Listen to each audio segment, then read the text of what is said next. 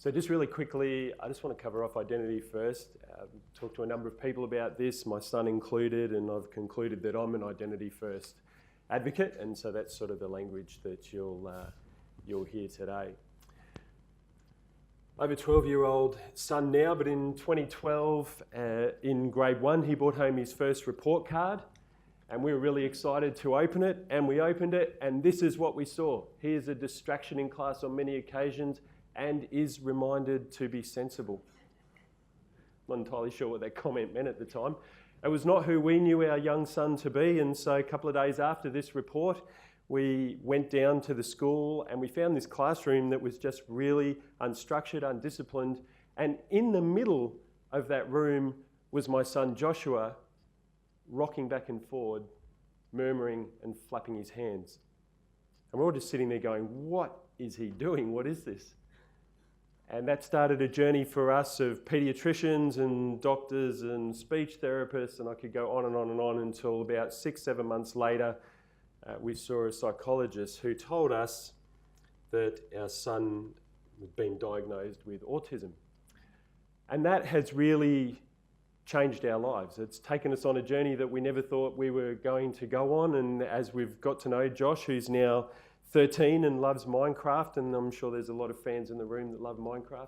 We've seen his skills and abilities in going on we take him on a trip and he will come home and he will build whatever he saw to scale and detail, right down to the light switches, which way the doors open, where the furniture is, the colour of the bed, and he loves telling us about every single bit of that detail. So it can be a long conversation when we see him do that. He's now progressed into building his own Minecraft worlds, and he's set up rules, which is no surprise. And he has people from the US and Europe and here in Australia and all around the world playing in his worlds. And what's been really interesting in that is seeing all of these gifts and talents in him from this kid who was said to be a distraction in class on many occasions and reminded to be sensible. And so this is my son Josh out in the outdoors. So for us, we've sort of looked at that and said, wow, this is amazing. These skills and abilities are incredible. But I've had to ask myself the question, as many of you who are parent carers have, is how is my son or my daughter going to showcase those skills and abilities to employers, like many of you in the room, when we require most people to articulate their capability, not demonstrate it? And so for myself and for a number of people in the room in ANZ, that's really sent us on a pretty amazing journey of understanding what that means. And out of that, at ANZ, we built the Spectrum program. So Andrew's going to talk a little bit about that later today, but what I want to share with you this morning is some principles and some applications that have come out of our learnings and reflection of that program. And the first one of those is what I call nothing for you without you. So I grew up in the mining town of Nhulunbuy in Arnhem Land on Yolngu land, and just about 13 k's from that town is the mission of Yirrkala. Yirrkala was started by the Methodist Church in 1935 and handed over to the 13 clans of the region in the 1970s. While in the 1980s, government authorities started a building program there, building houses, putting houses all the way across Yirrkala for the Yolngu people, which is a fantastic idea. Who wouldn't want a brand new house? Well, it turns out people who were not involved in designing it. I used to visit Yirrkala frequently. I had friends out there and we would go out for inter-school sports, which you can see us playing down there. That day we were learning how to use a woomera, throw a spear, got very good at javelin from that skill. And I would see these houses that were either destroyed or abandoned or more commonly destroyed, where everything that was combustible would be ripped down, put in the centre and burnt, and the roof over top. And I was like, why is this? Why would you take this beautiful brick slab house, brick veneer, concrete slab, roof over the top, all of these sort of things, and tear it down? Now, to understand that, you need to understand both the climate of the area around Yirrkala as much as the nomadic culture. Now, Yirrkala's in the tropical zone, so it only has 2 seasons, wet and dry. Temperature sits at around about 32 degrees almost every day and night. But the humidity goes to 100% in the build up to the wet, and it stays there for months. And if you don't have the right type of shelter, it is unbearable. And this is what was built. Houses like that. I said to my dad, why all this investment? Why do the Yolngu people not want this investment? And he made it really simple for me. He said, it's not that they don't want the investment, it's that they haven't been involved. They haven't been involved in the design. We haven't done it with them. Now, fast forward to the 90s, and there's a new house being built, which you can see down the bottom there, called the Marika Alderton House. Now, Marika is the elder family of one of the clans. They wanted a new home there, and so they employed a guy called Glenn Murcott, an architect here in Australia. Now, Glenn spent 3 years with the Marika family, and he did that in terms of understanding the history and the culture of the Yolngu people. But one of the things that he did that was really powerful is he lived with them. He sat with them daily. He observed how they lived. He participated in their life. And that is the product of that participation. A really strong example of that, nothing for you without you. See, a program designed without you and without your needs in mind is really highly likely to fail. You can have the best design program in the world. You can have all the leading experts. But if you're not involved and it doesn't meet your needs, it's useless. Now, in terms of applying this, I think about human-centered design. And simply put, I'd encourage you on this point, when you're thinking about nothing for you without you, to get the people in the community that you want to employ involved in what you're doing. Listen to what they want and meet the needs of both yourself and them in doing that.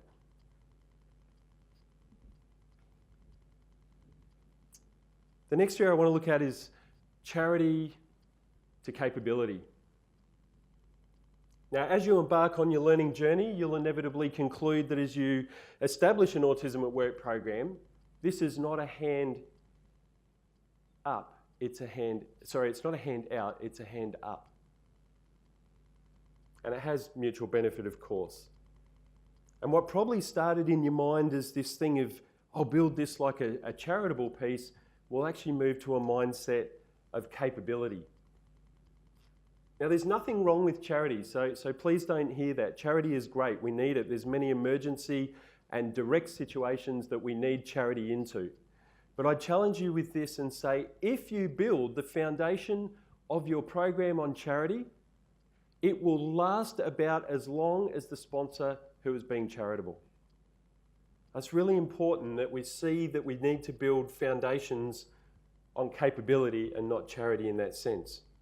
And I'm sure you can all think of great initiatives in your own organisations that have gone into relative obscurity at the time that the sponsor has left. It seems that they never really established deep roots, and they always seem to not be able to get out of being tactical. Charity is a great start, but capability is a much better way to end. And we really need to design our programs to outlast us, so every one of us in the room, and our sponsors if we want to see those programs going forward. See, I think that designing a program with capability in mind draws it from the fringes, it draws it from the margins of our organisation into the centre. It makes it something that is strategic to what we're doing. Now, let me give you an example of that from say, our ANZ experience. When we started thinking about this program, we could have built it as something that was charitable and said, let's just put some cyber and testing people in. We've seen other people do it. It'll be good for our social good and all of those types of things. Or we can look at it and say, what if we were to link the purpose of our program into building the priority capability skill sets that we're looking for at ANZ, one of those being cybersecurity and the other being testing. Or another way to look at it, how can you use your program to create talent sources directly into your strategic workforce planning? That changes the whole mood of the program from being charity into that capability. And it's what actually then allows you to drive that beyond yourselves. If you think about this, what you're really wanting is you've got a lot of line managers, hiring managers who may not really actually care about autism in the same way that you do. But what they do care about is talent. So if you can start to drive a mentality of capability over charity, you will get those people involved because they want that talent in their organisation. Now, another example of that is we have a cybersecurity pod, and one of the people in that pod wrote a brilliant intelligence report, and it found its way to the intelligence team here at ANZ, and that team lead went, "That is amazing, I know none of my team wrote that. I want to find out where it came from." So they have actively sought out across their network to find the Spectrum program here at ANZ, and they're actively now saying, "Hey, I'm interested in that talent. I want that talent in my team because I've seen the capability."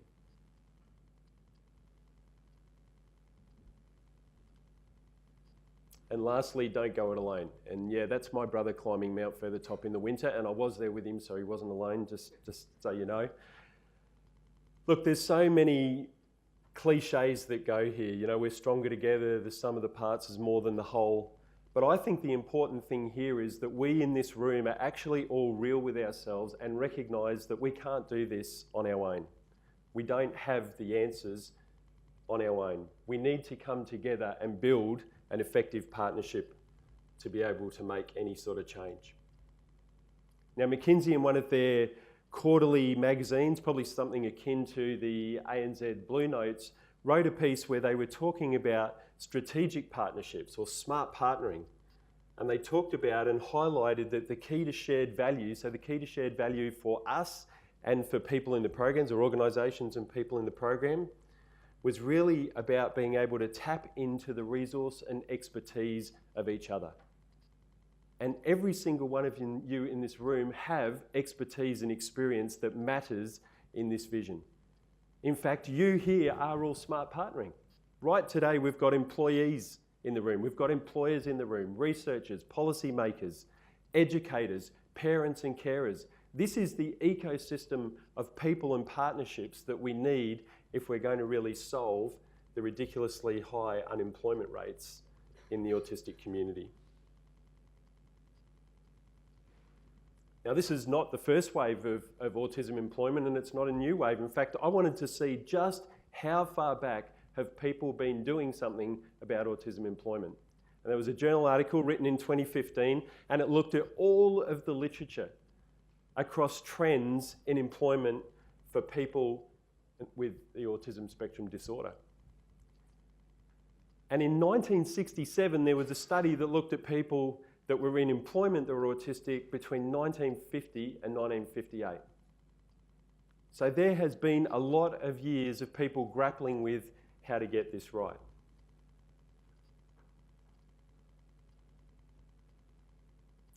Now, like I said, no one of us has the answer. But I do think that the Apostle Paul, in his management seminar to the church at Corinth, gives us just a clue, an early view of an emerging process, if you like, or technique that we're starting to talk about, and that's systems thinking. What he said about that is you can easily see enough how this kind of thing works by looking no further than your own body. Your body has many parts, limbs, organs, cells, but no matter how many parts you can name, you are still one body. A body isn't just a single blown up part into something huge, it's all the different but similar parts arranged and functioning together. Now I want to bring that to life for you with a little clip. Now this clip is about obesity, but the principles are still the same, and it'll just help you understand some of this concept of system thinking that I think is really important in how we make these effective partnerships. So if we can look to the screens, hopefully we'll be able to run that. A system is any kind of entity that is made up of parts that interact. Together, these parts and their interconnections create a whole, which in turn produces some kind of result. Using a systems perspective is important because it helps us to better understand what helps or hinders the success of health interventions. Here's an example. Meet Suzanne. Suzanne is a senior manager in a large regional health organization. The high rate of obesity is an issue in her community, and she's been mandated to address this problem. Her first instinct is to develop a program to get more people active. But what is realistic to expect from this approach? Systems thinkers believe that viewing a program like this, apart, in isolation of the larger system within which it operates, the whole, tends to ignore other aspects that might influence its potential for impact. Why? Research tells us that obesity is the result of a combination of many physiological, psychological, social, environmental, and economic factors that all interact with one another. For example, at the individual level, there are issues such as human physiology, exercise habits, food choices, and one's occupation. But beyond the individual, there are other factors at play, such as the local built environment, quick and easy access to junk food, and larger food industry practices such as trends in portion sizes, sugar, and fat content. The interaction of all these influences make obesity the product of what we call a complex system. If Suzanne were to use a systems approach, she would realize that relying on simple linear cause and effect solutions for one program would ignore those interactions and likely fail. While Suzanne's staff at the program level have a tendency to think only within the boundaries of their program, senior managers and planners like Suzanne are in a unique position to do what systems thinkers call zooming out. Zooming out considers how other aspects outside of a program's traditional boundaries, both within the organization and beyond, might influence the success of the program. By zooming out and looking at the influence of other interventions, policies, structures, patterns, and norms in the broader system, Suzanne is better able to strategically consider other values and perspectives and the interrelationships among each that may impact obesity rates in her community. So it's really important that the part we play, we understand we play in the bigger system. And so even in terms of running the program that we do here in the bank, we think about that in terms of partnerships at the primary level, at the secondary level, at the tertiary level, and also with the underpinning research. And on that underpinning research, and this has been a foundational principle of DXE's Dandelion program, is to have that research pinned under. So if you go back to the slide I had, I've got to do that, haven't I? There we go. Oh, it's gone blue again. There's a link there which I can give you, but that link is a digital commons with the partnership of DXE and Cornell, and everything about the Dandelion program, all of the reports, the research, and everything that's been done you can find there. And it's a great resource to get started. But if we're going to start on this journey, then we really do need to think differently. And the Dandelion program's name is no accident. It really does challenge us to think about how we perceive people, situations, and places. And I think it really yells out to us, can you see the opportunity, or do you only see adversity in those areas? And I want to make this real for you for a minute, because we're in spring right now. So dandelions are popping up all over the place. I'm sure you've got them all in your yard. And they're in the park and so forth. So are you the sort of the person that just furiously gets out there and mows them down or weeds them out? I was coming home from school the other day, and here's this guy with a pitchfork, and he is digging into the ground with all his might, tearing these dandelions out. Now, this is what we do in most organisations. Unconsciously, but if we're honest, that's what we do. We don't mean to do it, but we do. Or are you the sort of person that goes after dandelions, seeks them out as a herbal remedy, or as a beautiful salad, gently selecting and washing and presenting? You might even think that all of this isn't going to make a difference. What can I do? Is one or two people really going to make that big a difference? How am I going to change the world with that? And I remember giving a talk here on a panel just when we were first starting the program, and we were talking about wanting to leave a legacy larger than ourselves and changing a nation. And I said, well, we've made a little start with just 9 people. And before I could barely get that last word out, I remember one of the autistic people on the panel rebutting me and going, no, you need to think differently.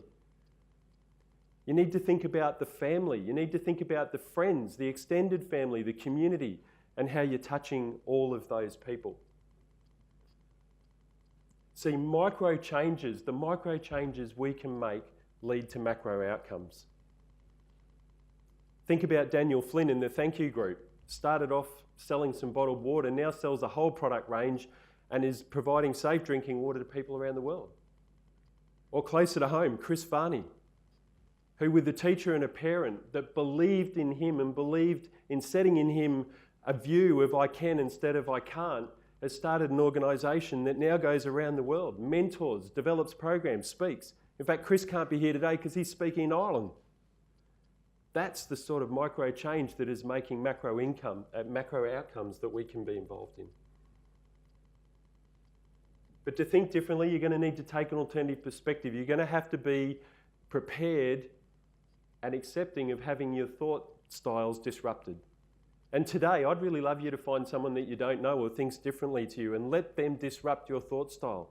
Let them challenge your thinking on these things. Let them stretch you in that way. Well, I have such a friend as that, an author and an illustrator. He's a bit alternative. He can be a little bit abstract, but he's quite relational and creative but unconventional, and I hope he doesn't mind me saying that because he's here today. Hi, Tim. He recently sent me his latest book, Fog, a story for grown-ups to read with kids. And I've got to be honest with you, it just seemed like utter nonsense. And I was pretty quick to just throw it on the desk and then think, how do I tell Tim I don't think his book's any good? And so it just sat with me for days. And it just gnawed away inside of me. And what I realised is that it was sitting there really challenging me about how I was thinking. The heart of its message was think differently, see things differently, but more importantly, act differently. Because it's in the acting that we make real change. We need people like that in our life. So as we break for morning tea, I really want to encourage you to put the people that you are building programs or initiatives for and wanting to employ at the centre of what you're doing. Bring them into your organisation, meet them, listen to what they want. As you design those programs, think about capability. Charity's great, it's a good start. Capability is a better end. And use today to build as many partnerships as you can. You've got people from all over Australia and the world and all different industries and there's so much talent and experience and expertise in this room. So use the morning tea, the lunch, and when we go into the panels this afternoon and we get to dig deeper, ask those questions. Don't hold back, because this is the day that you can make that sort of change.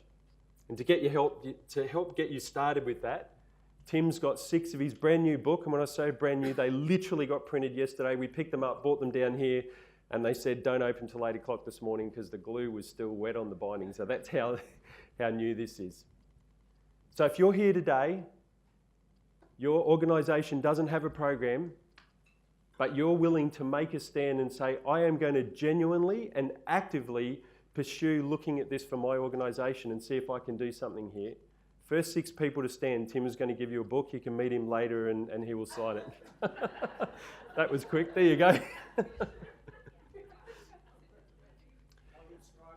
Yeah. You know, it was, I'll just finish with this. It was just over a year ago at APAC in Sydney that I had the pleasure of standing in front of the group and announcing that ANZ was embarking on a journey to establish a spectrum program.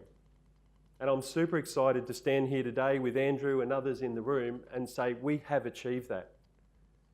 We're now seeing our spectrum program participants really starting to fire up and their careers are really starting to take off. In fact, you will actually hear from some of them today. So here's my challenge to you. Next year will be the 3rd summit. Who of you sitting there today thinking about a program is going to be here next year talking about your program? Because this is where the rubber hits the road. This is where it's real. This is where we move thinking to action. So use today to think about how do I walk out of here and be ready to come back to the 3rd summit and talk about what I've done. Thanks for listening. Enjoy morning tea and there'll be a few of us to chat with you.